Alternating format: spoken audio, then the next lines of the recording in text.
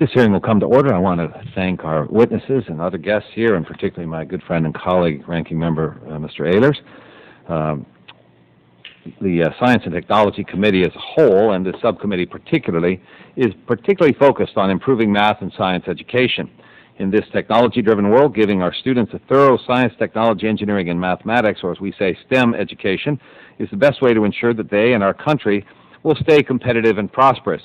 Reports like the National Academies Rising Above the Gathering Storm have sent up a number of red flag warnings that we are not graduating nearly as many scientists and engineers to keep up with the growing economies in China and India. Similarly troubling are recent reports that we may not have enough qualified individuals to take the production jobs and technician jobs that keep U.S. manufacturing and other industries running. According to the National Association of Manufacturers, 80% of their survey respondents report difficulties in finding qualified people to run their production processes and service technicians. Other state and regional studies report that manufacturers in their areas are experiencing the same difficulties. It's well known that U.S. manufacturing has lost a significant number of jobs in recent years, either to offshoring or automation. But this is only part of the story. Our manufacturers have embraced technology and lean production methods to stay competitive within the global economy. This, in turn, has shifted the labor requirements away from unskilled workers to skilled, technology-literate men and women who can run and maintain complex machines and produce a high-quality product. These jobs do not require a bachelor's degree at all times, but they do require specialized knowledge, a good understanding of technology, math, and science, good problem-solving skills, and strong communication skills. And since the footprint of technology has profoundly changed many jobs, it's not just the manufacturers that rely on people with these skills. Unfortunately, however, today's students do not seem motivated to go into manufacturing or pursue technician jobs. Many are unaware that manufacturing is a good career path or that the jobs are even available. Their impressions, shaped by parents, teachers, and the media, often see factories and hence manufacturing as dirty and dreary. As our witnesses, however, will attest today, this is not the case in many modern factories, which are clean and not at all characterized by drudgery. As increasing numbers of baby boomers retire, changing the impression of young people will be an important part of recruiting more young people to these jobs. Offering our students training opportunities for promising careers is just as important as changing their perceptions. Community colleges can provide this bridge to students, those fresh from high school, and as well as older students who may be retraining for other work. Many of these schools offer tech training programs that prepare students with the kinds of skills now highly in demand by industry. The National Science Foundation funds the operation of 33 centers around the country that are at the forefront of tech training education, specializing in training for careers as diverse as environmental technician or microsystem specialists. These centers offer excellent training to students at their host institutions and work to provide community colleges across the country with best practices in curriculum and industry skill standards. These centers maintain strong partnerships with industries that guide the development of a program. One of the important focuses of this hearing is how these partnerships between community colleges and industry create the programs that are most beneficial to students and to their future employers. As we'll hear this afternoon from our outstanding witnesses, community colleges face steep challenges to implementing these important programs. Mainly, the programs suffer from, unfortunately, low enrollment in some cases, which makes them difficult to develop and maintain on a community college's tight budget. Also, the schools must deal with the reality that many of their students are not adequately prepared coming in the basic math and science to immediately enter these programs, which sometimes discourages potential applicants. These are challenges that must be addressed if the country is to have a workforce that's congruent with industry needs. Most importantly, I hope this hearing will highlight that it's time to get serious about better equipping all students to compete in the global economy. There are good jobs waiting to be had, and if we don't want to lose those jobs because companies can't find qualified employees here in the U.S., we need to act. And I look forward to the comments of our outstanding witnesses today. And with that, I now recognize Dr. Ehlers for an opening statement. Thank you, Mr. Chairman.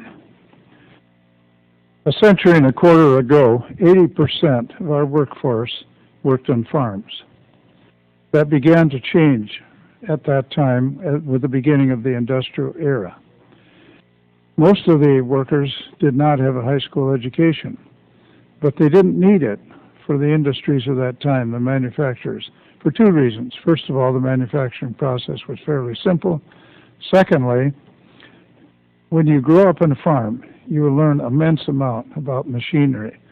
You live with tools. You learn how to make things and do things. And so they transferred very easily into the industrial workplace, into manufacturing.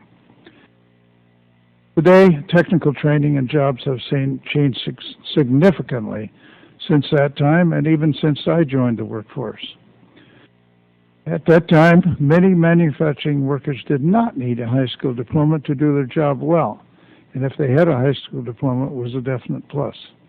Things have changed. Today, we hear from employers that the K-12 education system is not sufficiently training students to meet the demand for technically skilled positions. My mantra has been that all jobs require a basic understanding of science and math, and technical jobs are no exception. We must improve science, technology, engineering, and math literacy for all students. It's interesting that the international tests that have been done to compare our K-12 educational system with the equivalents in other countries have made our system look very bad, very deficient. And I believe that it is extremely important that the community colleges and industry have stepped in to fill the gap. Both of them have done this, each in their own way. Despite the challenges facing our K-12 system, our workforce still remains globally competitive. So how can it be that we are doing less well in K-12 education than all other nations, and yet we are competitive? As I said, it's due to community colleges filling the gap between a high school education and employment. And furthermore, these institutions prepare students for the workforce, lay a foundation for further study at four-year institutions, and provide continuing education for experienced workers. I do not believe community colleges receive the recognition they deserve for providing these educational services critical to our economy.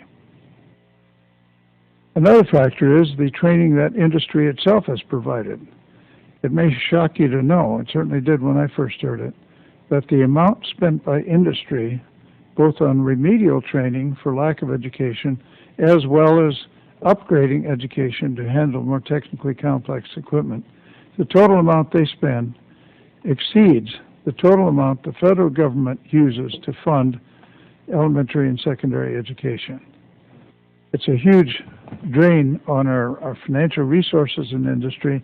If we could only do better in the school systems, then the industry and the manufacturing would be far more efficient.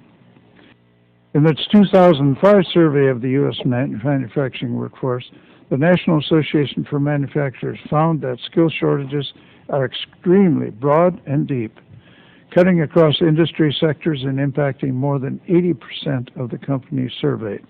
In fact, the shortage is so severe in some cases that some positions remain unfilled for long periods of time.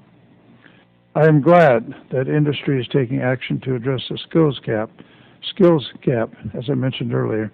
But in addition to that, they are working with educational institutions to develop innovative mechanisms to attract students to these fields, instead of relying purely on traditional recruiting strategies. Companies have identified the high-performance skills in their workforce as the most critical component of their future business success. In Michigan, manufacturing accounts for almost 20% of the state's GDP. Nationwide, our workforce in manufacturing is 14%. In agriculture now, it is less than 2%, a major shift in our economy in 125 years. Like our witnesses today, our Grand Rapids Community College in my district and the Michigan Small Business and Technology Development Center are working to alleviate the skills gap between industry and education in my region.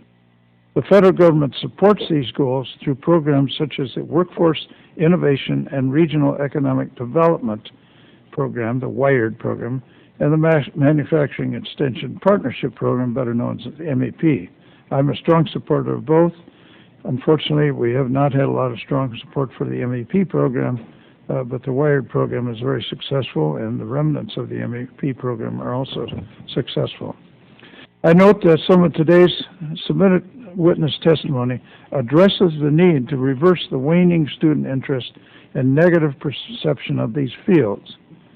The historic perception that technical fields are dark, dirty, dangerous, and dull to add to your description. More. It reflects the larger cultural battle we are fighting about how young people perceive science and technology. I look forward to working with each of you and my colleagues in making science and math more approachable and subsequently shifting attitudes toward technical education and employment. I thank our witnesses for being here today to discuss these important issues, and I thank Chairman Baird for organizing this hearing. Thank you. Thank you, Dr. Ehlers. I also want to acknowledge the presence of Mr. Miller, the chair of the Oversight Committee, and the gentleman from Maryland, Dr. Bartlett.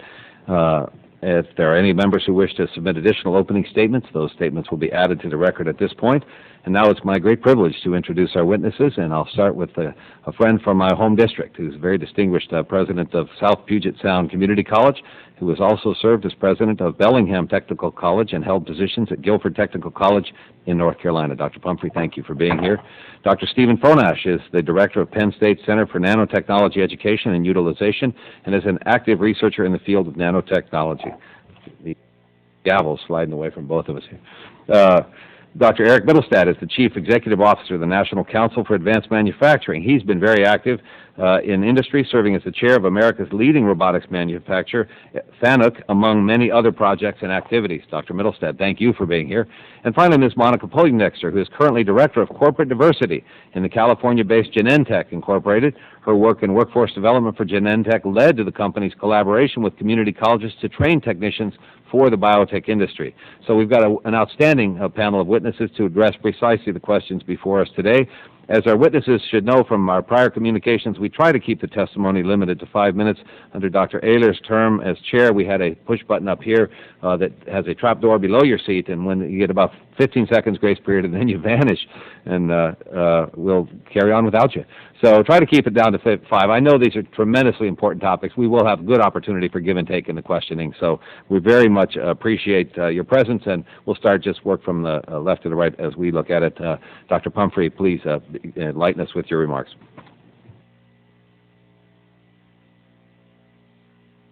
Thank you, Chairman Baird, Mr. Ehlers, members of the committee. I've been asked to respond to a few questions. The first series of questions is what factors are involved in the decision by a community college when deciding whether to develop or continue a technical training program in a particular field? How does the college evaluate the potential impact of the program in comparison to its associated costs? And what are the biggest challenges faced by a community college in either initiating or continuing a program with low enrollment? First, I would say that it is useful to think of a community college, a publicly funded community college, as a state-assisted business because we do very much operate on a business model. It happens that our capital facilities and a substantial portion of our revenue in the state of Washington are provided by the state, but the students' tuition and fees are part of that revenue stream as well. So when we look at an opportunity to start a new technical training program, we're looking at employment demand and differentiating among growth, retirements, and turnover as the potential causes. We're also looking at the potential for student demand. We evaluate potential new programs as a business opportunity by looking at the cost and availability of faculty, facilities, and technology, and also the willingness of the industry sector to collaborate on the curriculum. Given that our margins are often very thin, we need to evaluate the possibility of external funding to help offset startup and or operating costs for highly specialized or technically sophisticated programs in specific. The more specific it is, the more likely we're to need external help to do it. And then there are the political considerations around program approval and accreditation requirements and those sorts of issues. We have to understand whether another college offers a similar program within geographic proximity, and that's why we have state approval boards. There are two big challenges as I see it. The first is our ability to respond at industry's pace. We're not organized like industry, and it's very difficult for us to move as quickly as industry does, and that, in fact, is one of my greatest fears for the effectiveness of community colleges over time. The second challenge is around capitalization, where you get the money to respond with. We really do run these technical programs essentially as separate business units, so we're paying a lot of attention to enrollment and its effect on revenue. If we do not have the students there in the program, it's very difficult for us to sustain them. The next set of questions was around what factors influence the low enrollment of technical training programs, how can low enrollment be remedied, and what efforts do you and other colleges make to attract the widest population of students to technical training? Well, there's a fundamental problem these days in the technical trades in that 40% of the enrollment in higher ed in the U.S. is by males, 60% by females. If you're looking at manufacturing, that is a traditionally male-dominated industry. It need not be so. There are many women in a wide variety of careers, and we all have, or many of us have, special outreach programs to recruit women, but that is a fundamental problem for recruitment. Student interest in the program is driven by a variety of factors, including wages, advancement opportunities, perceived working conditions, visibility of the industry, the availability of alternative opportunities, the relative effect on education or training on employment prospects. If the job is available without education or training, that is a deal breaker for students interested in recruiting or enrolling in the program. Colleges do employ a wide variety of outreach efforts in high school. Many of us have tech prep programs. We have articulated dual credit arrangements. We have outreach coordinators that work with the high schools to communicate opportunities. These work better when industry goes with us. We're selling training, the industry is selling the job, the students interested in the job. So we're more effective when we work together on that. The last set of questions were, what challenges does inadequate math science preparation pose to technical training programs? You know of colleges involved in innovative ways of addressing this dilemma, particularly through collaboration with secondary schools. I can tell you that inadequate math and science preparation has an impact on the operating budgets of the college, because we have to divert substantial resources from college-level work to remedial work, whether it is in literacy through adult basic education, the GED program, English as a second language, all of which are vital parts of our mission, but they're not college-level work. Also through the developmental education programs that we run that take students who need some amount of brushing up on their math skills in particular to bring them up to entry level for college level courses. So it's a diversion of effort, it's a diversion of money, and we're proud to do it because it's an absolutely vital service for our community, but typically that is not funded at the same level that college level work is, so it thins our revenue base. Ultimately, as much as we'd like to say not, I feel it has an impact on the quality of the graduates that we put out. We know that the longer a student spends in remedial or developmental education, the less likely they are ever to make it into college-level work. There's a certain threshold they have to meet to get there, but then I think I'm out of time, so I'll stop here. That threat of the trap door gets them every time. Dr. Pumphrey, thank you for your remarks. I think you were very cogent and concise in that. I appreciate it. Dr. Fonash, please. Thank you, Mr. Chairman, and members of the subcommittee for inviting me to testify before you today. I am an active nanotechnology researcher, but I've also become involved in community college education, and my comments come from that kind of a perspective. Now, let me begin by saying that the generally accepted picture of manufacturing in today's world, and one which I strongly agree with, is that as technology fields mature, their manufacturing component tends to migrate out of the United States. A good example of this is the semiconductor industry. The consequence of this picture is that manufacturing in the United States must be cutting edge and innovative. It must define the forefront to survive. It follows that America's technical workforce must be equally cutting edge and prepared for a lifetime of learning. It must be prepared for innovation and for innovating. Much of the cutting edge research and innovation that flows into U.S. industry and into U.S. manufacturing comes from research-intensive universities. I believe these institutions also have a role in bringing cutting-edge technology and a spirit of innovation to community college education, and thereby to America's technician workforce. Research-intensive universities have the facilities, the means to sustain these facilities, and the resident expertise to give technology students an intensive hands-on exposure to the equipment, concepts, and innovation that will drive tomorrow's manufacturing. A partnership of community colleges, industry, and research-intensive universities is a very powerful one, which can create and sustain strong associate degree technology education essential to the continued U.S. global competitiveness. In Pennsylvania, we've created such a partnership in the critical, far-reaching field of nanotechnology. This is a partnership that we have named the Pennsylvania Nanofabrication Manufacturing Technology Partnership. It receives support from the Commonwealth of Pennsylvania. It has since 1999, and in July 2001 was established as a National Science Foundation Advanced Technology Education Center.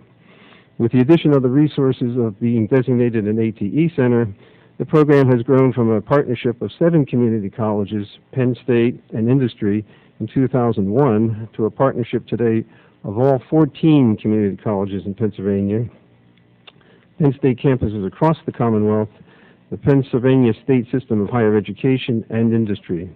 Today, graduates of the partnerships programs earn their 2-year nanoscale technology degrees from 21 different Pennsylvania institutions.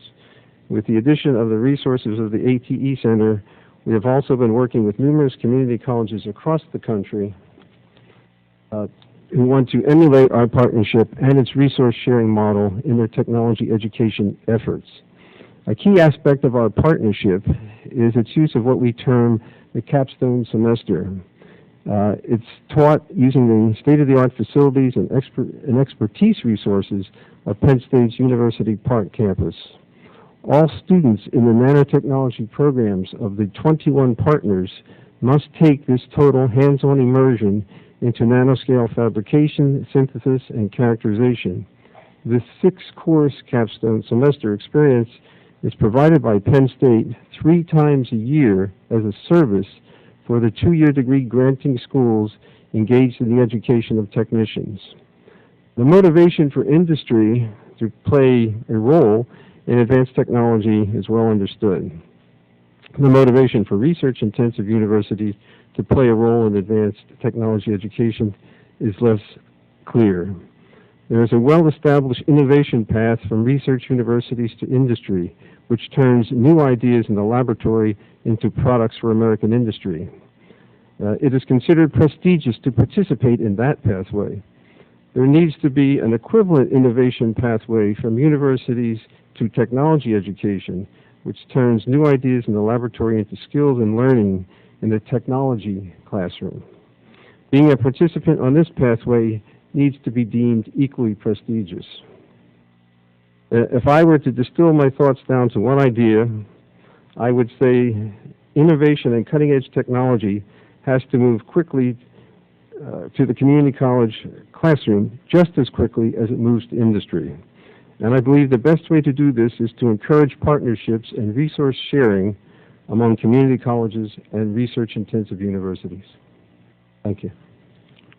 Thank you very much, Dr. Fonash. Dr. Mr. Mittelstadt, please.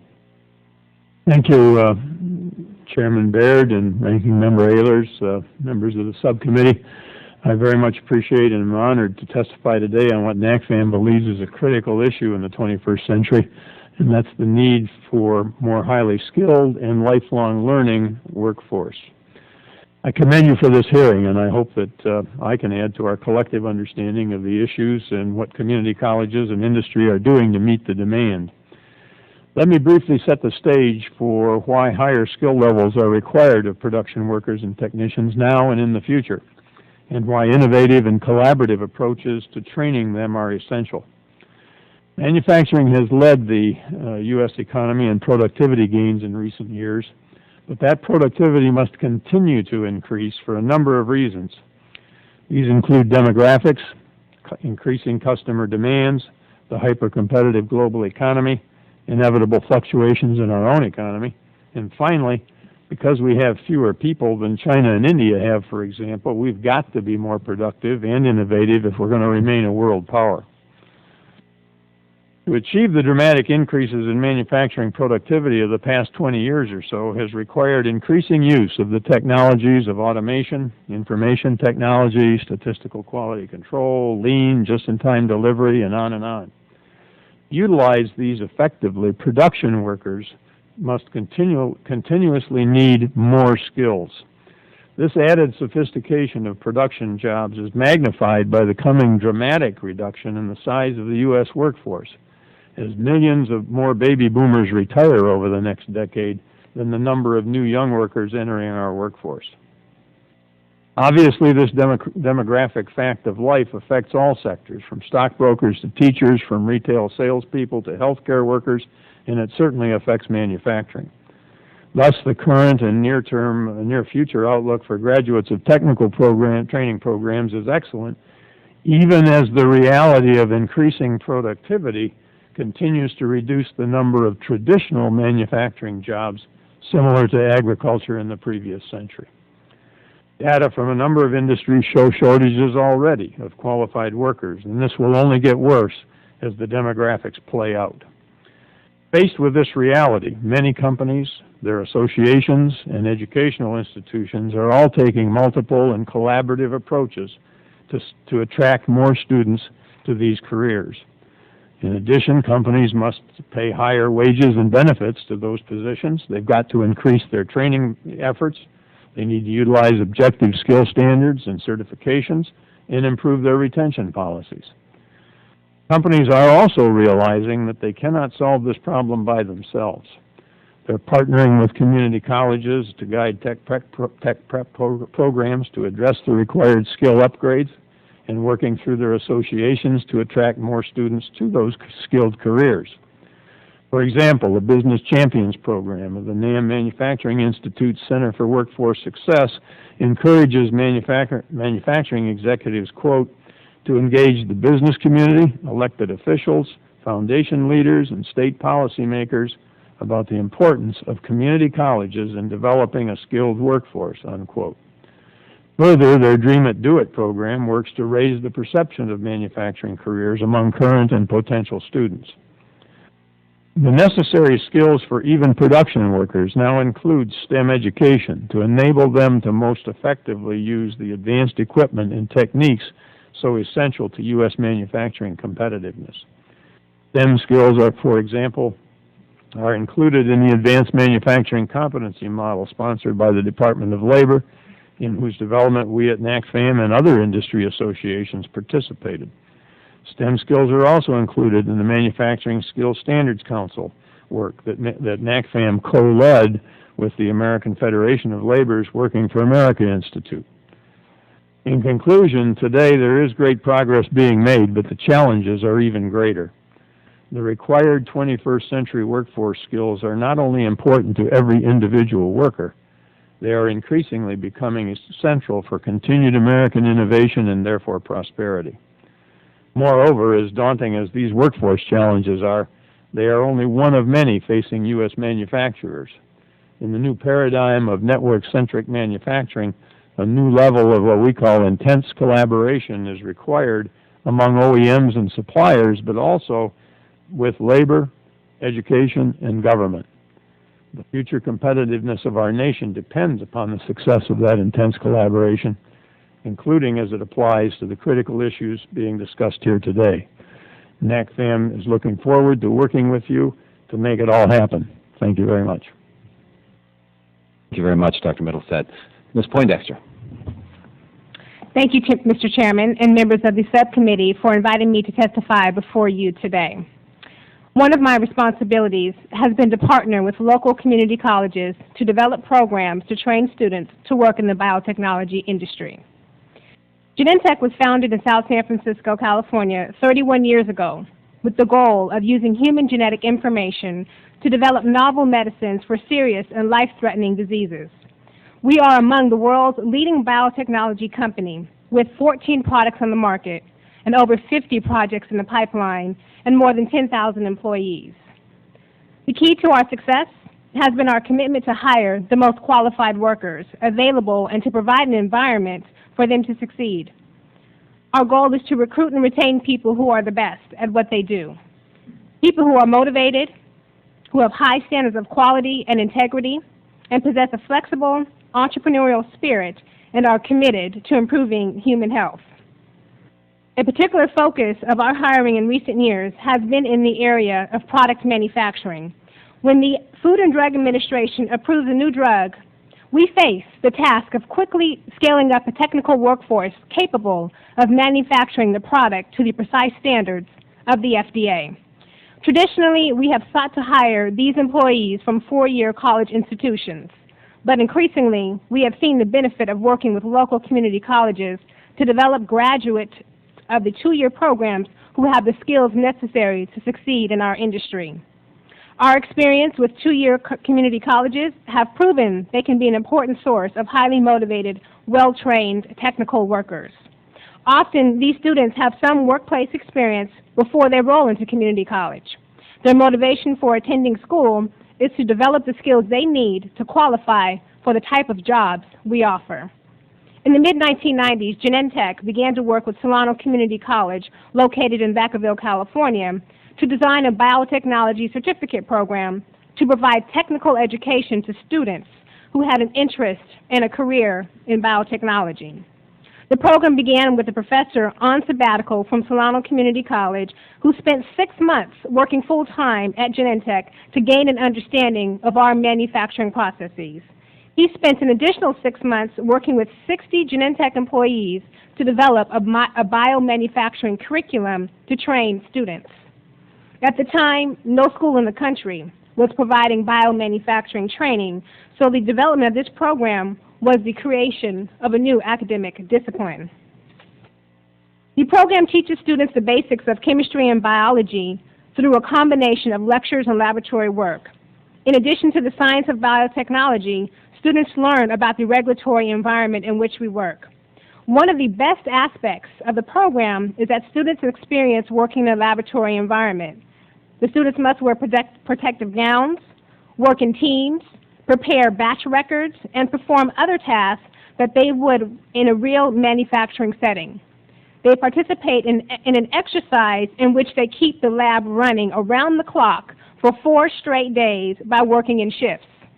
Much of their work is done with equipment donated by Genentech. In 2002, we launched a similar program. That program was inspired in part by the events of 9/11. The airline industry struggled following this tragedy, and many of the United Airlines mechanics from the San Francisco airport were forced to seek new employment. We recognized that mechanics possessed skills that with some training could be transferable to the biotechnology industry. We partnered with the Center of Workforce Development at Skyline Community College, the San Mateo County of Workforce Investment Board, and Labor Council to develop a 12 to 14-week curriculum for biomanufacturing certificate program. Course instruction includes basic skills in biology, biomanufacturing, chemistry, and an introduction to biotechnology careers. Through the programs in which we are involved, we are able to help shape the curriculum to ensure the graduates have the skills we value in an employee. We have seen more than 500 students graduate from the various programs with which we are involved, and many have been hired by Genentech and other biotechnology companies. Biotechnology is a high-growth, high-wage industry that provides opportunity for people to build good, long-standing careers. It is a dynamic industry that is constantly in need of workers trained in specific technical skills. Our experience has shown that community colleges can be an important pipeline for the development of these workers. Thank you for the opportunity to testify before you today, and I look forward to answering your questions. Thank you very much, and I appreciate the witnesses' perspectives, and particularly it's nice to hear that we've got some success models out there.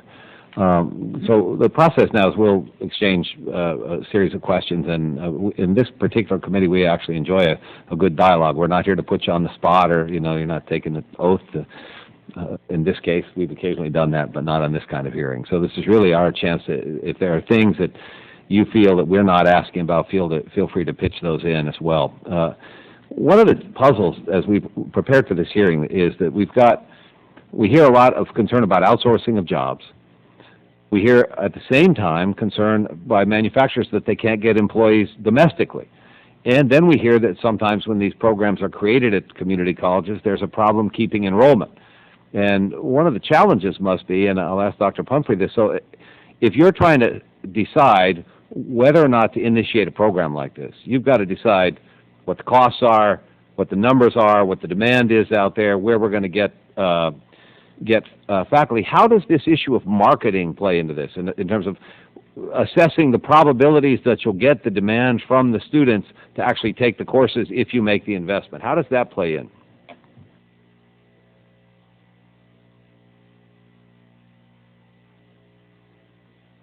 Whether we're going to have students, what the likelihood of having students would be. I would tell you that I haven't worked for a single college that had a line item funding for marketing from any of its funding sources, so it tends to be an underdeveloped arm of at least the community colleges I've worked for.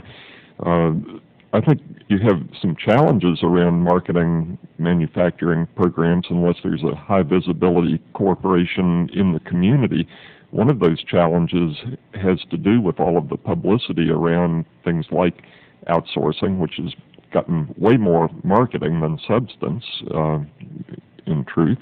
Then many of the young people growing up now have been in households that have been through dislocations in the manufacturing workforce, so that's something we have to deal with as well. So it can be a real challenge.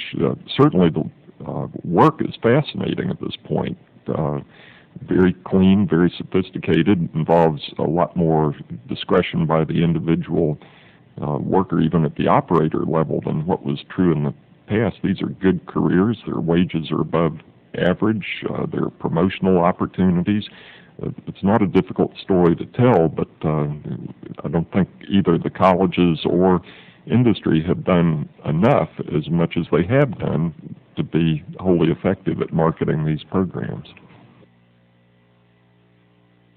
That issue of you need an anchor tenant, so to speak, almost, it seems critical. And Ms. Poindexter, in your case, you have that with Genentech. How has Genentech reached out to the community and to the potential pool of students and applicants to get the message out to parents and students and school counselors, et cetera? Here's a potential career path. What have you done in that front? So I would say number one is partnership between the three entities of industry, academia, and government.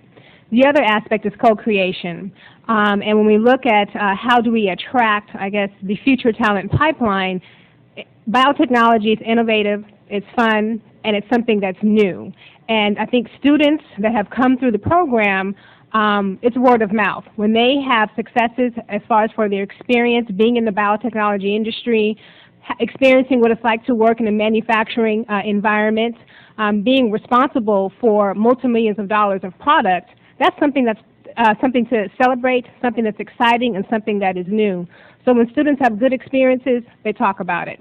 When you have professors that are also working in industry, but also working at the college academy, it's very easy to generate a buzz. So I would say it's definitely the possibility of placement that's also helped us as well. In Genentech, we are definitely in the a core tenant within the South San Francisco area, and we've had a lot of success with being able to hire students into entry-level positions. So it's something good to talk about. Dr. Fonash, does Ms. Poindexter's comment sound similar to your experience or other issues you'd like to raise on that topic? Well, I've heard a number of things here that sound very similar to my experience. Number one, I do definitely think community colleges need more marketing. From what I've seen, marketing is, they don't have the marketing experience, they don't do it, but more in marketing is needed. Parents generally are interested in sending their child to a four-year institution. They don't think of two-year institutions. People can go to two-year institutions, and there can be very nice pathways to four-year institutions, but that doesn't seem to get sold. And in some of these programs, the students can go to a two-year institution and actually have better hands-on experience and learn more than they would in a four-year program. For example, in engineering, I'm an engineering professor. In 4 years, your students very infrequently see actually equipment and get to work with equipment. Most of the training is theoretical. In a 2-year program, they can have hands-on with the very, very latest equipment. More needs to be done in that marketing. More needs to be done to get that idea across to the parents and to the students. So I certainly echo that comment of marketing. The other comment about jobs,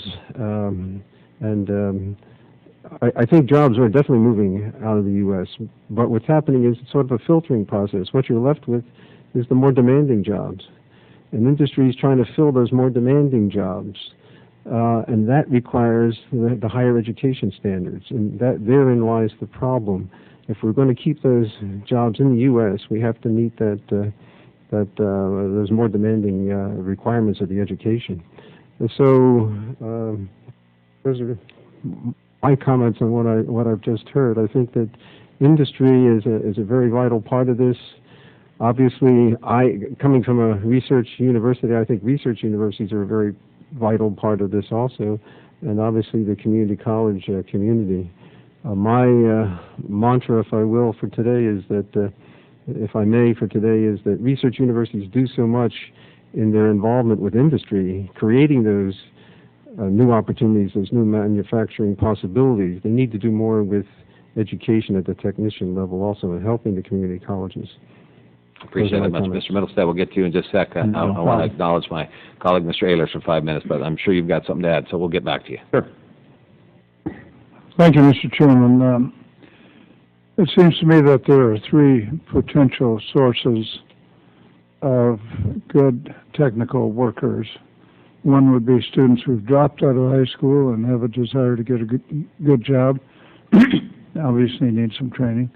Those who have gone to high school and have opted not to go on further than that, and those who have been employed in some jobs, perhaps technical jobs, and find themselves unemployed for whatever reason.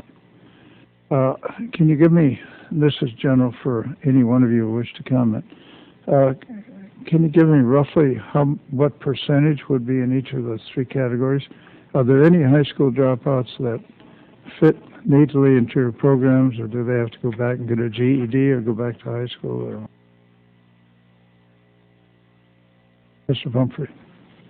Well, I have had experience with that. I would tell you that it's few and far between. I had a rather remarkable instance of a fellow who was about 40 years old who came to our college functioning at the 4th or 5th grade level. He hadn't finished high school. He had a history of substance abuse and problems with the law, and he persisted all the way through getting a GED.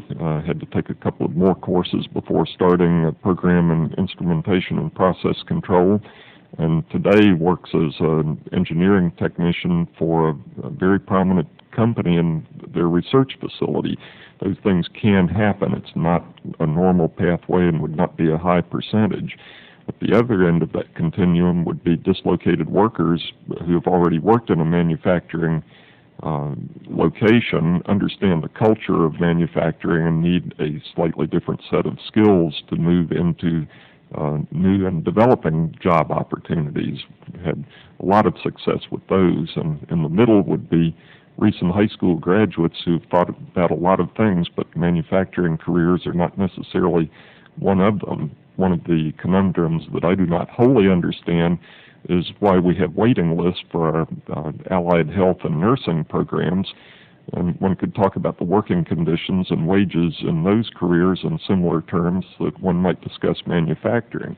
But they have a drawing power in the public imagination that we haven't been able to achieve in most cases with manufacturing technicians. Well, I think a good part of that is you read many stories about the coming shortage of nurses and that there'll be lots of jobs. At the same time, you read stories about U.S. manufacturing losing jobs, going offshore, and so forth. Mm-hmm. So I can easily see where that would be a perception. But just again, roughly, what percentage would be the high school graduates? What percentage would be displaced workers? Any of you?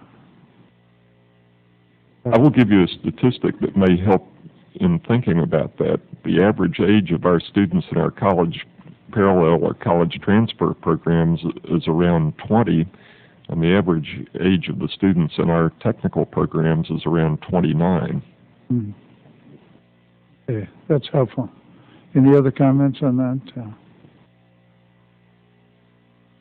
Okay, Ms. Poindexter, you took a lot of people who had worked in manufacturing, converted them to the biotech industry. Were there any particular problems in that, and how specific did the training have to be, or did you give them a rather broad-based general training so they could have gone to work for any company, not just Genentech? Right.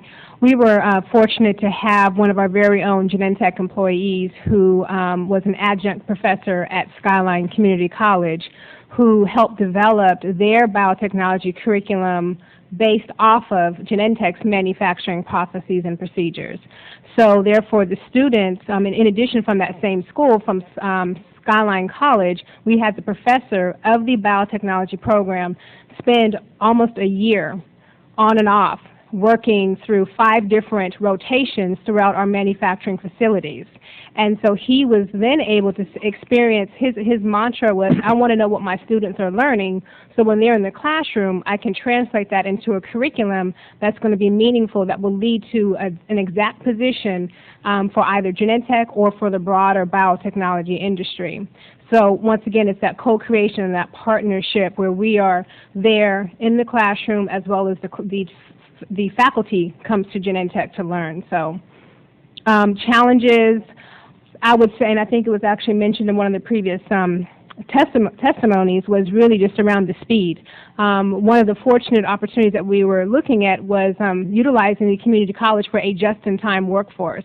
And so when you have the pressures of getting a product out the door, it's ensuring that you have a workforce that can stay on the manufacturing floor, that understands what does it take to get it out the door. And so I think one of the pressures has been to ensure that we have a viable pool just in time to meet our demand for hiring individuals for those important positions in manufacturing. Thank you. My time has expired. Mr. McNerney is recognized for 5 minutes. Thank you, Mr. Chairman. I thank the panelists for coming out here today. Dr. Fonash, one of the things you said was that mature manufacturers typically go overseas, and so in order to maintain our sort of eminence, we have to have cutting-edge and innovative businesses that keep us in the lead, that keep manufacturing going. That's a fairly stiff thing to do year after year, decade after decade. Surely maintaining American university preeminence in the world is key to that. But also the need to produce highly skilled and innovative technical workers. Now, in my district, the largest city, Stockton, California, has a high school that's been very successful in turning problem students into very motivated people through their VOTEC program. It's strictly a VOTEC school. And they have the higher rate of students going on to college than do the sort of academic high schools. And that tells me that there's a huge symbiance between VOTEC and academic training. Would you comment on that? Well, one of the things we have done in our partnership in Pennsylvania is to try to create a pathway from the VOTECs and the academic high schools to the community colleges. We call it a 2+2 program. Then we've also worked to create clear pathways from the community colleges into the 4-year degrees. So that we call that a 2+2+2 program. But I was amazed when I first became active in this aspect of education that these kinds of pathways were not defined at all. At least in Pennsylvania, they didn't exist.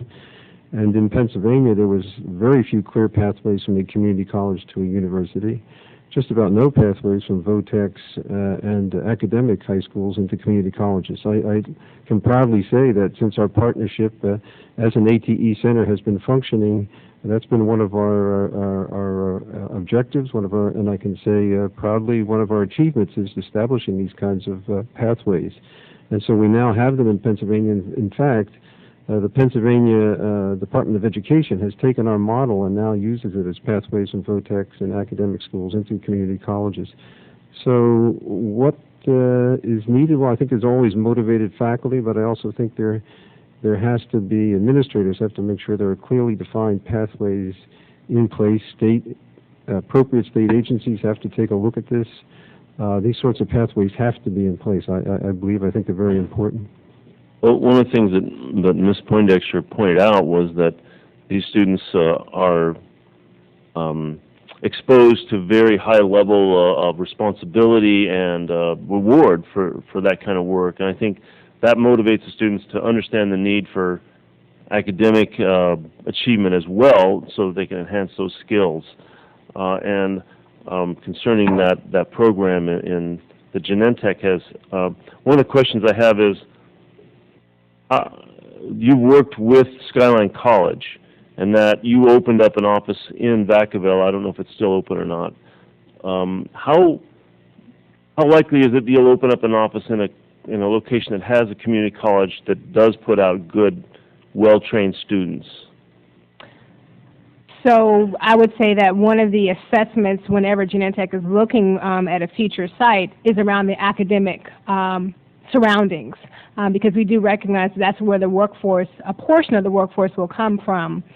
I would just kind of respond to a portion of your answer with one of our areas of focus is also to ensure that those that may not be quite at that point for the two-year degree programs, we also have a partnership for a bridge program for the purpose of being able to expose students to the two-year degree program before they actually go into a biotechnology certificate program. And that kind of addresses looking at how we are reaching down to students who are at the at-risk level. So I would say that, when we're looking at future manufacturing sites, one of the factors is looking at the education system, both at a two-year, at an advanced level, as well as with research institutions in the area. Thank you. No further. I yield back. Thank you, gentlemen. Mr. Miller. 5 minutes. Thank you, Mr. Chairman. Mr. Chairman, as you've undoubtedly noticed before, I'm not actually a member of the subcommittee, but this is a topic of great interest to me. Community colleges nationally are hugely important to the American worker. 11 or 12 million Americans a year enroll in community college courses, but is even more important in North Carolina. I'm sure you know that, Mr. Pumphrey. 800,000 students are enrolled in community college courses in any given year. It's 1 in 8 adult North Carolinians. And it is sometimes very, very specifically tailored to job needs. I know that Mr.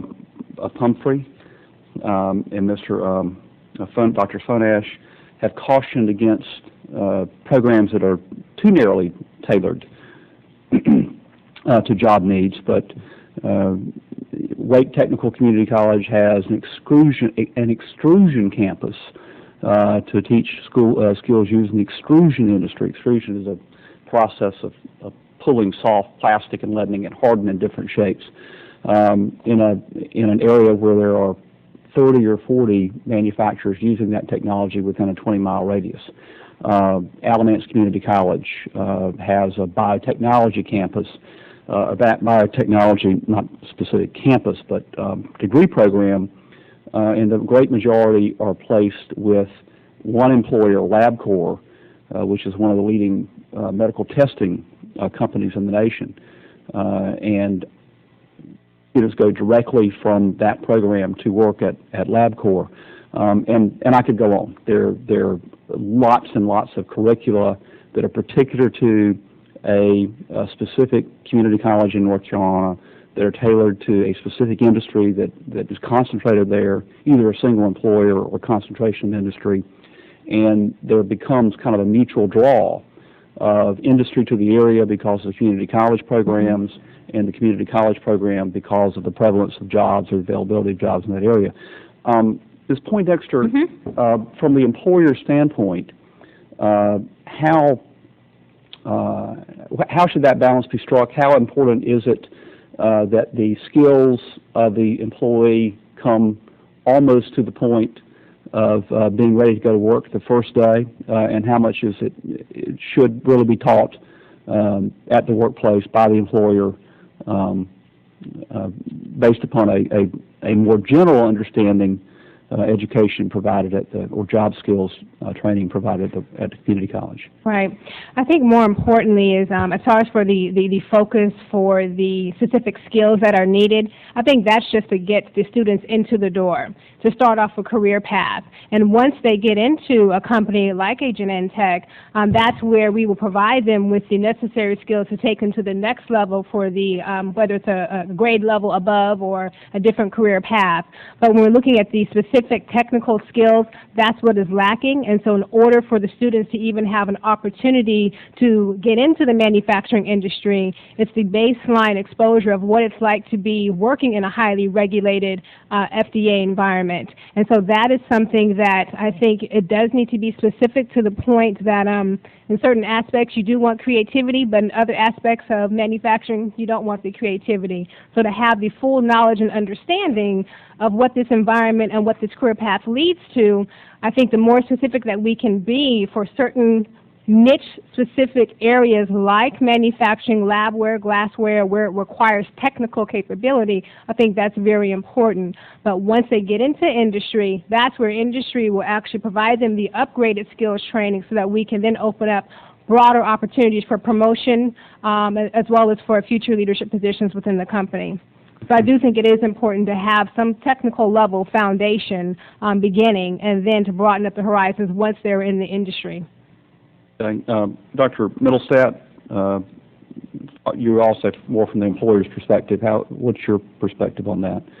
Well, I come from a somewhat different perspective because I went to a small private school in Flint, Michigan called General Motors Institute for my undergraduate degree. So I fully agree with Dr. Fonash's comments about the advantage of having people who are working almost at the same time as they're learning. Mm-hmm. I also agree it's really helpful to have as much technical background as you can from the school as possible so you can be the best employee you can be once you do start. But all individuals are coming from different points of view, and all programs are coming from different points of view. So I guess my answer is, in a sense, all of the above. It works very well in elements where you've got a particular employer who's got a certain set of requirements, and probably will have for a few years, but maybe not for decades, is what maybe the community college has got to be looking at what's coming next in terms of the future. But I think all of those things are important, and having those kinds of skills, and I think that's where the community college really shines. By definition, as indicated by Dr. Pumphrey, their demographics are more experienced people that have been out there, that understand a little bit about what's going on in the real world, and see why they're doing what they're doing in the classroom and where it's going to apply. And I think ultimately you're going to get better students as a result of that. And that's why a lot of our member companies really do partner extensively with community colleges, because on average the students in those institutions are motivated to really get some knowledge that they can use for a career. Thank you, gentlemen. Dr. Bartlett, recognized. He'll fill in the chair while Mr. Ehlers has a meeting with some constituents. Bartlett, thank you for rejoining us, and you're recognized for 5 minutes if you have some questions. Thank you very much. I'm sorry I couldn't be here for all of your testimony. In a former life, I taught for 12 years at a community college, and so I'm very familiar with community colleges and how well they work with the businesses in the area.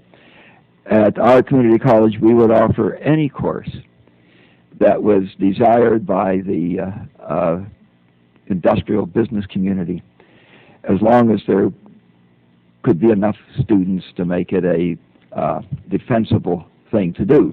Mm-hmm. And there were some times when we started small with the hope that it would grow, so that next year we'd have enough students to justify what we were doing this year. The working relationship between our community colleges and the businesses around them is really, really exemplary.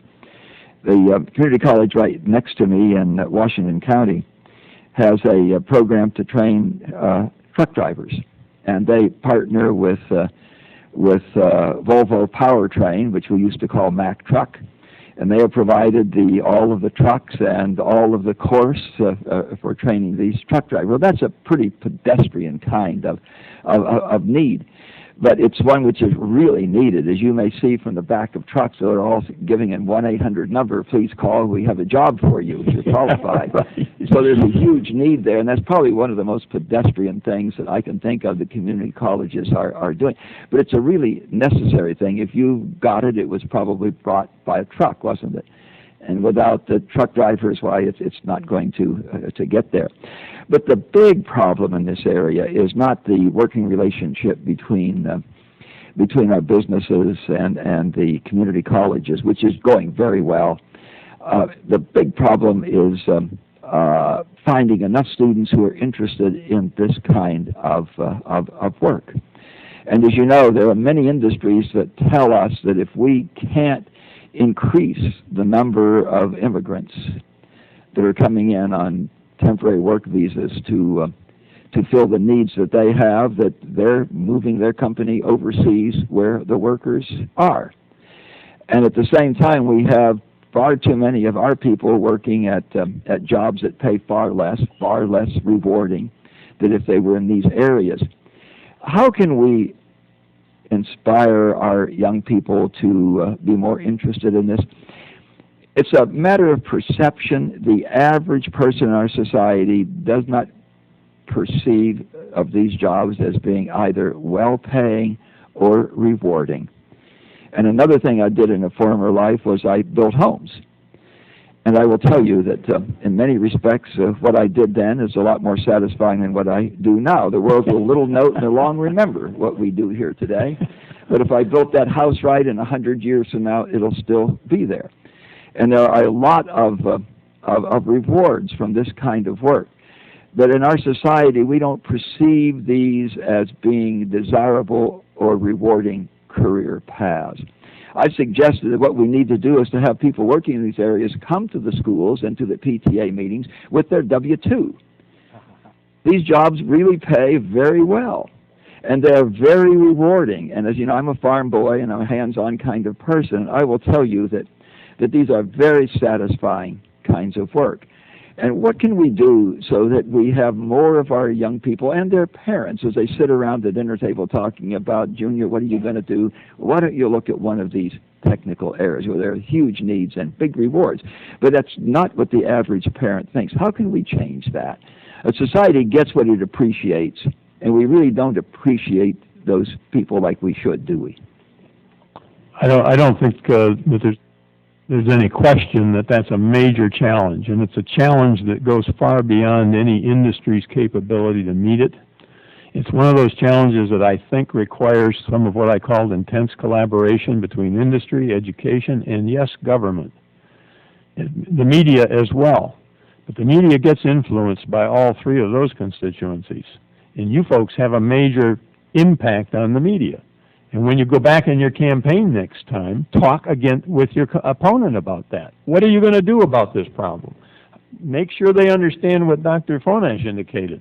That offshoring, for the most part, are jobs that nobody wants to do anyway because they're those dumb, dirty, dangerous, dull, and disappearing. I'd add a fifth one, the job that people are talking about all the time. Those are the ones, you don't want to protect those jobs. You want to get people interested in the new kinds of jobs that are out there. But it takes all of us working to really get that point across. Every time we get a chance, we have to do it, no matter who we're talking with. But if you can help us in terms of that, and maybe, you know, we used to say in Chevrolet that you spilled that much in a day, right? When you got down to some program that somebody didn't want to do. Well, gee, you know, you can spill that much in a day. Well, certainly that's true here in Washington. There must be some place, somewhere, somehow in this trillions of dollar kind of federal government situation where we can find a few $1 million to help get that message across. Maybe it's an academic research project that says how you do it, but give it to a school that's known for applying that stuff too. But there are a lot of challenges there, and there are things being done, but it's never enough. I mentioned that Dream It, Do It program. It's aimed at that. There are half a dozen of them in regions around the country now doing that kind of thing, trying to get that message across. But it can't stop there. It's got to keep going. Mr. Chairman, I was only half joking when I said we ought to send them with their W-2. We have people in all of these skills that are very articulate. That would we need to search them out, and we need to incent them, and your company needs to really pay them, give them some time off, some compensatory time to go out and pitch this. Because we have some very articulate people who are making very good money. Go with the W-2 and pitch this thing, and you'll turn people on. We have to do it early before they've decided to become a lawyer or a political scientist. I tell young people these are two potentially destructive pursuits. We have enough of each of those things. We need some people in these other areas, don't we? Thank you all very much. Thank you, Mr. Chairman. Thanks, Dr. Bartlett. I'm going to take this. I'll recognize Mr. Bilber in just a second, an opportunity to respond to Mr. Mittelstadt and Dr. Bartlett's comments as well, and make a shameless plug. As you know, in the Congress, when there are people of like minds, we form what is called a caucus, and there are a host of different caucuses. Myself and Phil English recently established the Bipartisan Career and Technical Education Caucus, and I would welcome your input. When I have a chance to ask some questions, we'll ask about that, but it is a chance to do precisely what Dr. Bartlett and Mr. Mittelstadt are talking about. My goal of our caucus, one of them would be that in the next presidential race, when presidential candidates are running for office, they don't simply talk about making a college education affordable, but they add the words career and technical education. And by the way, I'll share this with people on both sides of the aisle because I don't see it as a partisan issue. When you add those two words, you expand your reach by a minimum of 17.4 million people who are involved in career and tech education.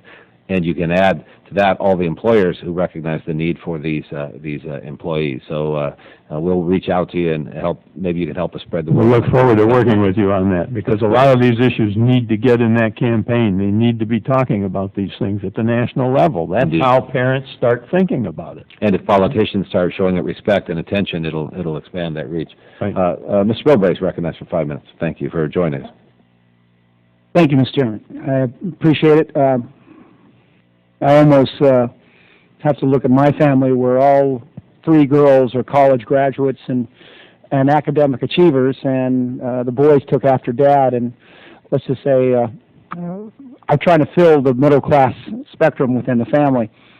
I guess that's what we're really talking about here. It's the preservation of the middle class and retooling what the middle class means. And sadly, it seems like the middle class is not only not embraced, it's almost ridiculed. So much of the media and TV shows we see is basing on that. My question, though, is, and I guess, Eric, you can jump into it. I see, where do we go in government in our intervention?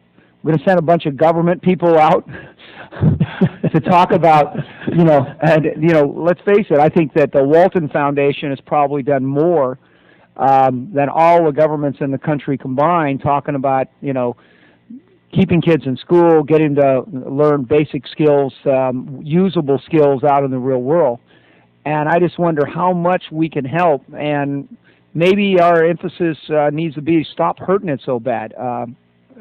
I don't know how far we get into it, but we've almost created this illusion, or not, at least this big lie, that if you're not a white-collar worker, you might as well be on welfare, because that's all that matters. There's Right. level here and level there. I would ask you more, not what does government do to move the agenda, but what government can do to get the hell out of the way and try to aid in other people moving the agenda. Just as the ranking member was talking about, actually having corporate spokesmen, not government spokesmen, going out there. And I'll leave that open to any one of you to comment on. Well, let me start a little bit. I didn't mean to say we needed multi-billion-dollar programs. We maybe need a little bit to help jumpstart some of the data behind this, but I do think that you have a bully pulpit that you need to use, because you people are the ones that get people thinking about issues. That's what you do. When you get reelected, you go through a campaign, you talk about issues, at least you try to. Sometimes it goes into other things too. But you have the opportunity to get that message across. And I think it's important to do that, because it then flows into the local K-12 system. You've got school board members that are responding to the parents. The parents have to begin to understand that. So there's a big communication problem here. we'll do it too. Industry certainly wants to do it. Most of my members exactly agree with you. Government, stay away. We don't need your help, except when it's this or that or the other thing for us, of course. But that's the American way of life, I guess. But I think it's more than money. It's talking about it. It's getting the awareness of it, because we're talking about an awareness problem. I would like to add just a couple of comments to that. I sit on the State of California Lifelong Learning Committee, and some of the issues that we talk about or opportunities where government can influence pretty much access to biotechnology or even access to innovative technologies is really education around how to develop scalable programs. In some of the comments, we were looking at, I think they were talking about the class sizes are maybe a small cohort. But if we have an industry that is high growth and high wage, and we may not have professors or teachers that even understand what the industry is, that's part of the area where we can focus on educating our teachers. And I'll just say this much, I did a lot of college and campus recruiting, and you would not believe when we go to the college campuses, the teachers and counselors are the influencers sometimes around where students go for their next career, or where they go for college and what majors they have in college. And if teachers do not even know about nanotechnology, if they don't know about biotechnology, then that limits the scope for where students can be tracked for 2-year or 4-year degree areas. The other challenge, I would say, or opportunity that government can influence is helping to educate industry of how we can access some of the programs and how we can partner with workforce investment boards to be able to develop just-in-time workforce partnerships or programs. It's really around knowing the right people, but also knowing how to utilize certain dollars as well as how to leverage the partnerships within the county or local workforce investment boards that will help us develop this future talent pipeline. So I think it's education, and the other piece of it is looking at Congress or the government to use technology of how Gen XY people, persons of my generation, learn education and learn how to access programs. I would echo that access issue, and that's probably administration more than Congress, but it's something that you might want to be talking to the respective agencies about. Smaller companies particularly, and there are over 300,000 smaller and medium-sized manufacturers in this country. They don't have time to figure out what program they can go to. You've got stuff out there that's not even being spent because people don't have the ability to understand and access it. So access to those programs is an important feature. Mr. Chairman, I know my time has expired. Let me just say, as somebody who comes from one of the most plugged-in districts in the world, North San Diego County, that I'll just tell you something. I think that if you want to look around at educational institutions that can plug people in one way or the other, Fairfax is second to none. They start early. They start right as they get into high school and middle school, and it continues on through the community college process. And I've got to give very high grades to a little county in Northern Virginia. I think they're second to none. And maybe a lot of what we can get is just listening to our neighbors on the other side of the river. It's almost as, I hate to take the cheap shot, but it's almost like a yin and yang here between the district's structure and Fairfax structure. And culturally, we're not that far apart. But educationally and institutionally, there's huge gaps there. And really, I think it would be beneficial for anybody who really wants to talk about a national prototype to take a look at where something works and where it doesn't work right across the river from this little creek you call the Potomac. Thank you very much. I yield back. Thank you, Mr. Bilbray. We'll do a second round of questioning, and this is a chance for us to follow up on some issues we haven't touched base, but feel free also if there's something you feel is urgent that we haven't addressed. One of the questions I have about this is, my understanding of some of the high technology manufacturing, and Mr. Mittelstadt, maybe you can speak particularly to this, is that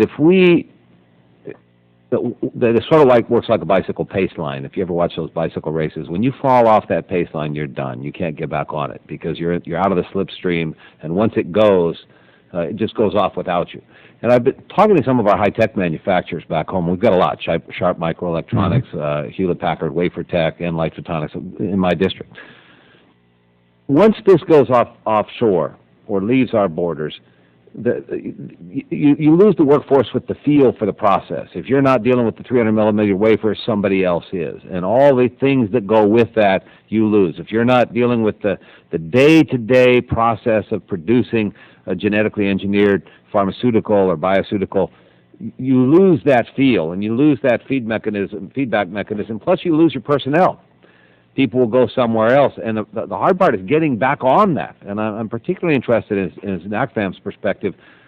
Is that of concern to you folks? Because you can't just keep generating new baselines. You've got to somehow stay in that. If you fall off the training loop, what happens, and how do we not have that happen? You're right. That is difficult for companies to come back under those circumstances, I'm sure. There are examples of them having done it, however. We have seen some examples of people who have offshored and then brought it back. And yes, had a difficult problem doing it, but were able to because of lots of other factors. You can't give up just because it's a problem. More importantly, we're trying to get more and more smaller companies to understand that there are lots of techniques out there that they can use on a day-to-day basis that don't require all kinds of resources that allow them to compete. And we often use the example of a small company in North Aurora, Illinois, that basically was supplying flywheels to a major construction equipment manufacturer. They were sole sourced. They got told by the major company, you either meet the Chinese price or you'll lose the business. The father called the two sons in and said, look, I'm going to retire in 3 or 4 years. If you don't figure out how to solve the problem, you don't have anything for your future. So they figured out how to solve it. And they did it. They made it happen. They looked at what they needed to do with automation, with Six Sigma quality control, training their workers, doing all kinds of things. A 100-person company, they wound up meeting the price, even though it didn't include all the other things that go along with it. It was just labor, material, and freight. It didn't include all of the other stuff about how the customer had to do all the quality things and educate the Chinese workforce, et cetera, et cetera. They still met it. And they wound up expanding their business and qualifying for other work with other companies. So, and there are hundreds, and if not thousands, of examples like that. But it takes an awareness on the part of people to exercise that leadership. And here again, that bully pulpit is important. It's important for folks that are in the public domain to be talking about that. And I maybe am overemphasizing that, but the media listens to politicians. They don't listen to companies. They don't listen to maybe even educators as much as we'd like them to, but they cover your campaigns.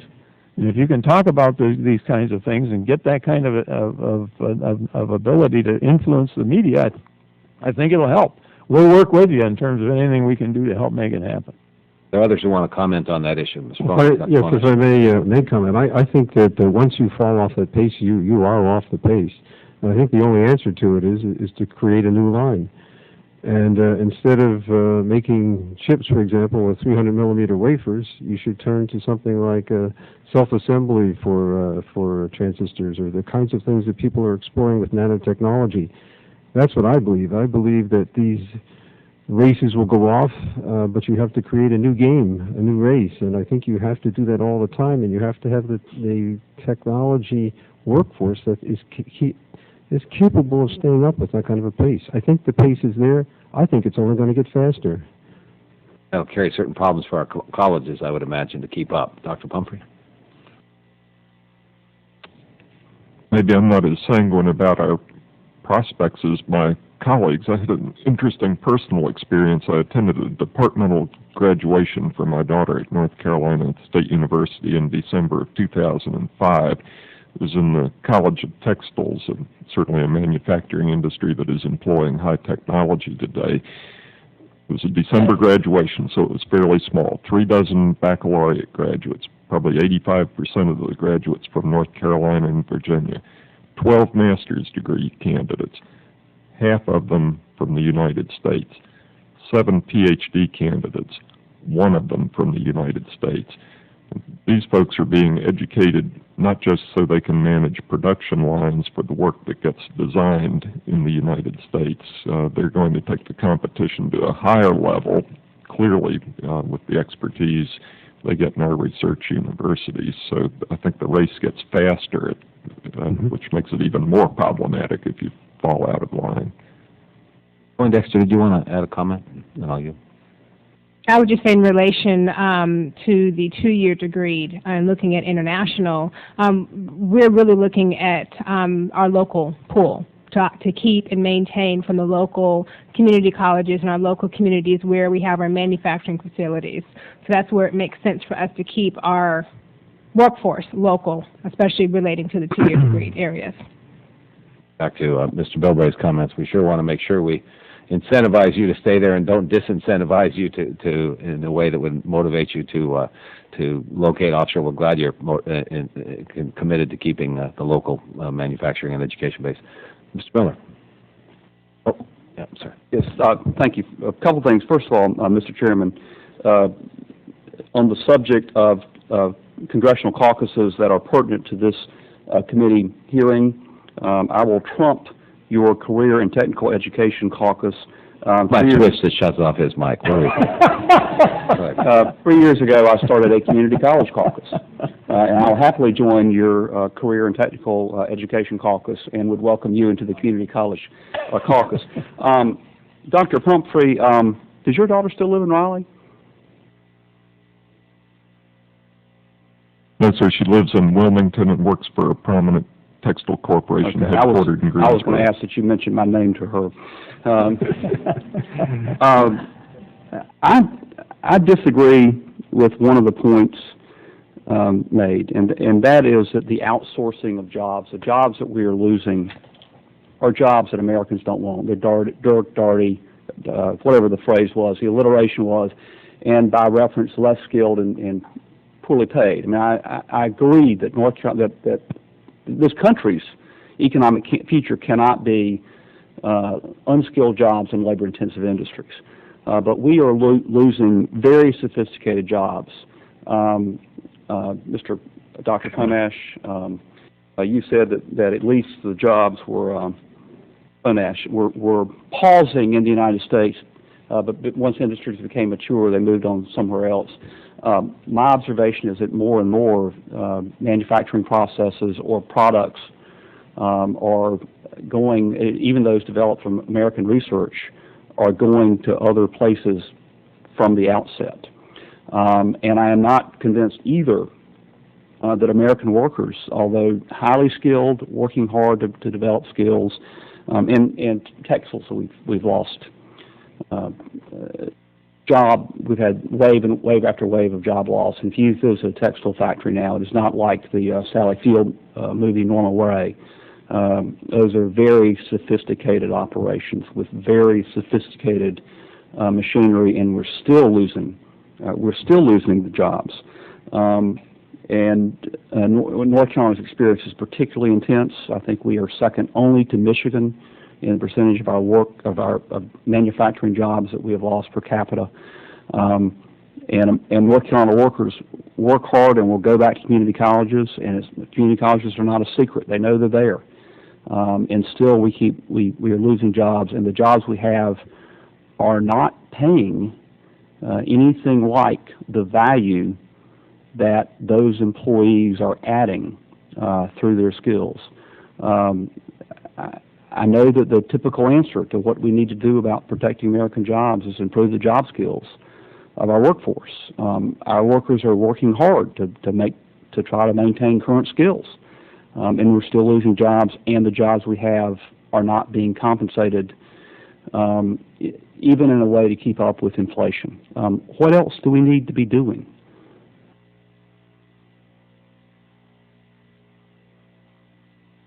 I think that I don't see any way of getting out of the game. The game is innovate, or perish, and I see no way of getting out of the game. We used to have terrible wars, and people would murder each other in the millions. Today we have wars, but they're much more sophisticated. They're economic, and the only answer, the only defense is innovation, innovation, innovation. I think you have to do that in education also. I think the jobs will constantly get more sophisticated. I think the pressures on education will constantly get more severe. But I see no end to the game. That is the game. I prefer it to the game that we had before, but it's an extremely difficult game. And again, I'm not suggesting that we're going to protect unskilled jobs or relatively unskilled jobs in labor-intensive industries.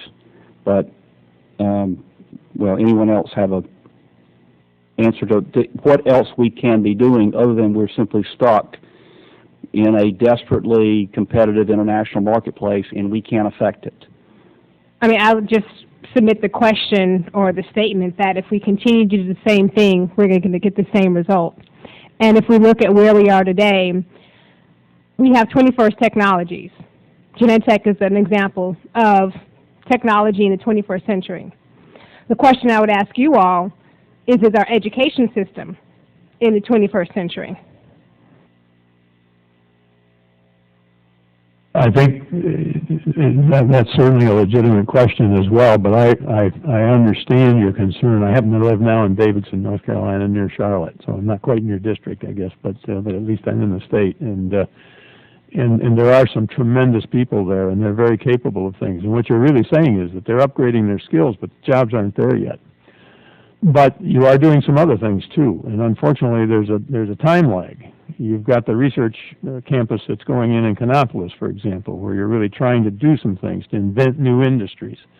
And I really share Dr. Fonash's comment that in the macro sense, that's what's required. You've got to keep changing the game.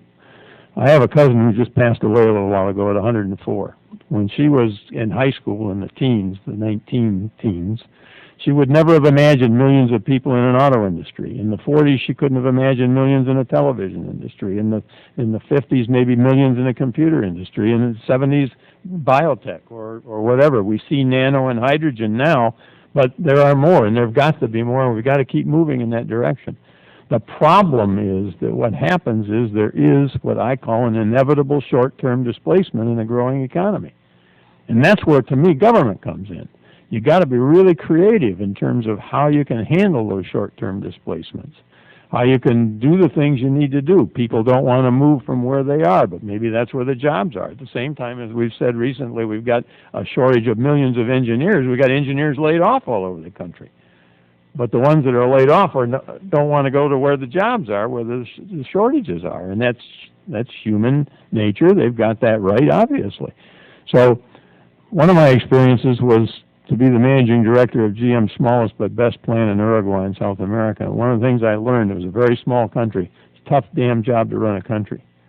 And that's the job you folks have got. And if there's anything we can do to help you figure out how to creatively get at these things, we sure want to do it. It's a tough job because exactly what you're saying is going to happen until some of that research comes out of some of those universities you've got in North Carolina, the research institutes you've got, things that can provide local jobs that are going to start there for the people that are there and don't want to leave there. I don't want to leave there anymore either, by the way. Thank you, Mr. Mittelstadt. Mr. Bilbray.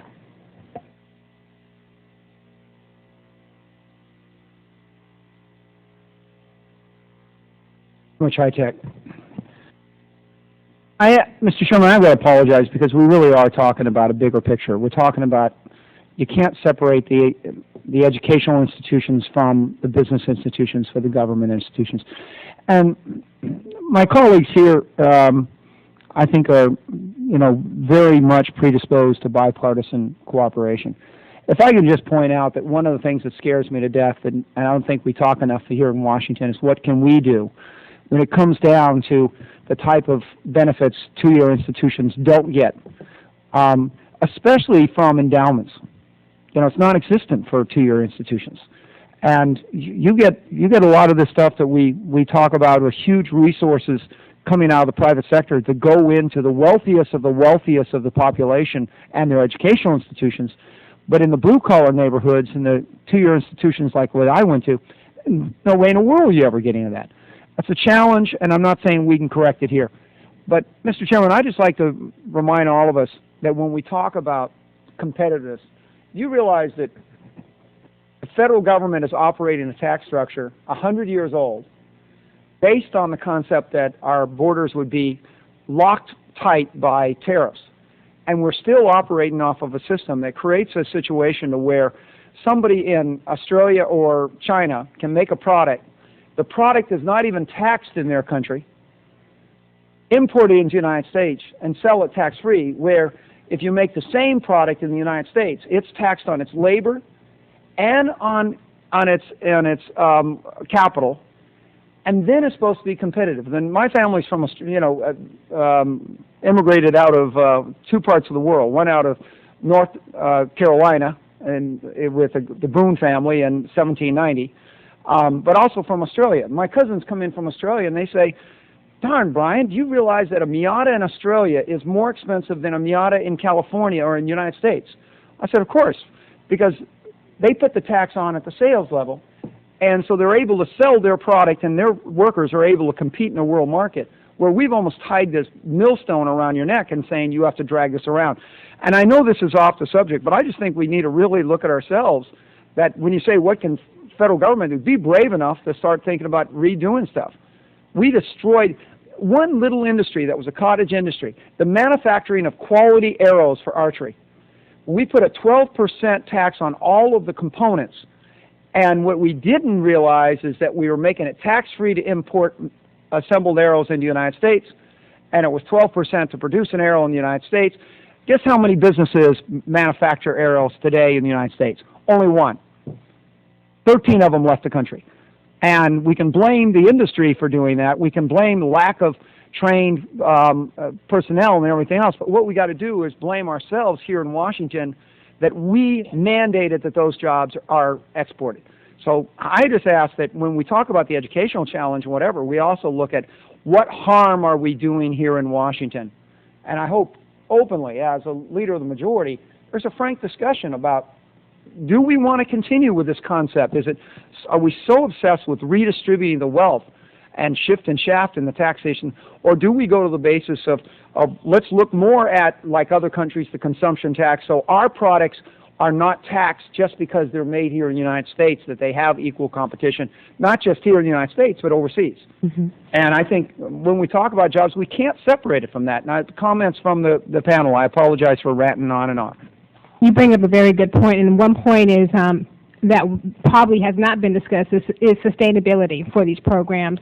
And I think the representatives from the colleges probably would agree that when we are looking at sustainability across the board is when money comes into these programs, especially to the local community colleges, what is put in place after those quick start dollars, those CTE dollars go away. Biotechnology industry was started 31 years ago. How much money is going to be able to sustain the biotechnology industry 30 years from now if this quick start money goes away, or if continuing education dollars go away, or if programs that were in existence 5 years ago to reach out to students that are trying to come into the 2-year and go to the 4-year, what are we looking at from a sustainability perspective? And so I think if I were to bring anything forward, it would really be to look at, when you're looking at legislation, when you're looking at funding certain programs, look at not just the here and now, but look at the entire industry 5 to 10, 15, 20 years out. Because when I hear from community college professors, everything is tied to enrollment of students and then how long their funding is going to last. When the funding is gone, the program goes away, and then that impacts industry. Mr. Chairman, may I ask for unanimous consent for one more question? Sure. The H-1B program has a program that brings in skilled technical people into the country. But what a lot of people don't know, it requires that there be a fee paid to go into a pool to help address the fact that when we need to import certain talents, it's a sign of a deficiency, and this is where the federal government really has a responsibility to get involved in education, when we have to modify our immigration policy because of the deficiency. Where is that money going? Does any of you know if it's being integrated into the educational institutions effectively? Go ahead.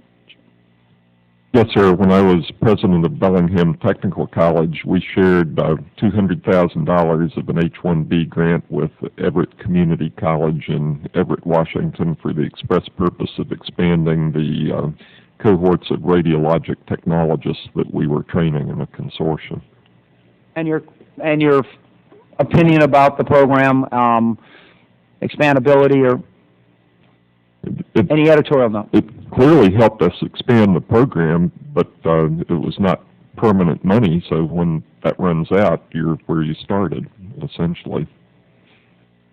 Thank you, Mr. Chairman. Yeah, I would just point out that the amount, if I'm not mistaken, for H-1B is about $1,500 per application, and at least some recent studies have suggested that there's a significant, in spite of the intent of the law, a significant pay differential between H-1B visa recipients and non-H-1B, in other words, U.S. employees. And one of the things I've tried to advocate is that my own belief is that we ought to tie H-1B number increases on to evidence that the employer requesting the H-1Bs has demonstrated a commitment to local education. So a case like Genentech, if they've developed the kind of programs they have, they would get to go to the front of the queue in terms of asking for more H-1Bs because they've demonstrated a commitment to educating the U.S. workforce. What I have a problem in my district is I've got some innovative companies putting their PhD level, MS level engineers into the schools, trying to create mentorship programs, and there are other companies sitting by the side doing nothing. They can't get them involved, and these are some reputable companies, and they've just said, look, that's somebody else's business. My belief is the businesses and industries that have made it their business to try to educate the workforce of tomorrow among the U.S. students should have priority in the queue. If they do need H-1Bs, I'm a whole lot more sympathetic if they can say, these are all the things we've done to educate the U.S. workforce. We still need some outside workers, versus the company that said, we haven't done anything substantive except pay our little fee. Those folks go to the back of the queue. Well, I think that we may want to look at that fee and how it's directed, because let's face it, 2 to 4 days, all of the H-1B applications are taken up. So obviously, the market can bear more burden. And I know I've got a lot of high-tech companies that'll kill me for this, but anybody in the private sector would say that if you put something out to bid and you sold for the year within 4 days, they would tell you, you're selling too much. I would agree with that entirely. And the way I'd like to see that bid increase is not just monetary, but commitment to education, because just paying the money and then making schools grand is a little, I think that's one way to do it. I'd like to see some skin in the game and the local manufacturers. Well, I'd like to see how we're doing oversight with the existing programs, good point. too. Maybe we could discuss that in this committee, actually. It might be appropriate. Dr. Bartlett. Thank you very much. Today we've been focusing on the challenge of attracting more of our young people, I guess generally, to go into these technical areas. But Dr. Pumphrey introduced us to a really more fundamental problem which shares some of the challenges of the problem we've been addressing today. When you noted, sir, that out of 8 PhD candidates, one of them was a U.S. citizen. This year, China will graduate more English-speaking engineers than we graduate, and probably half of our English-speaking engineers are Chinese students or somewhere near that. I worked 8 years for IBM in another life, and we knew, and this was way back, I left in 75, so that puts it in that time frame. We knew at IBM that unless something happened in our country, that we were going to lose our superiority in computers to Japan, because then Japan was turning out more and at least as good, perhaps better, scientists, mathematicians, and engineers than we were, and there was no way that we could continue to best them unless we turned to and produce more high-quality scientists, mathematicians, and engineers. Today, of course, the challenge is China. I was stunned when I was told that India's equivalent of our MIT is probably superior to ours because they have 100 applicants for every student they accept. It's not that we aren't capable. We're the most creative, innovative society in the world. But if society gets what it appreciates, and we just flat out do not appreciate people in these technical, scientific, and engineering areas. If young men go into those areas, they're called geeks and nerds if they make good grades, and pretty girls won't date them. and a really bright girl plays dumb so that she can get a date. You know, that tells you there's something really wrong with the society in which this kind of thing occurs. And I suggest the panel that we need a fundamental change in our society. Society gets what it appreciates. And you watch the people that are invited to the White House and slobbered all over. It's not academic achievers. It's people from Hollywood and people from the sports area. And we need, and I don't know how to get that fundamental change, but we are at risk, at serious risk.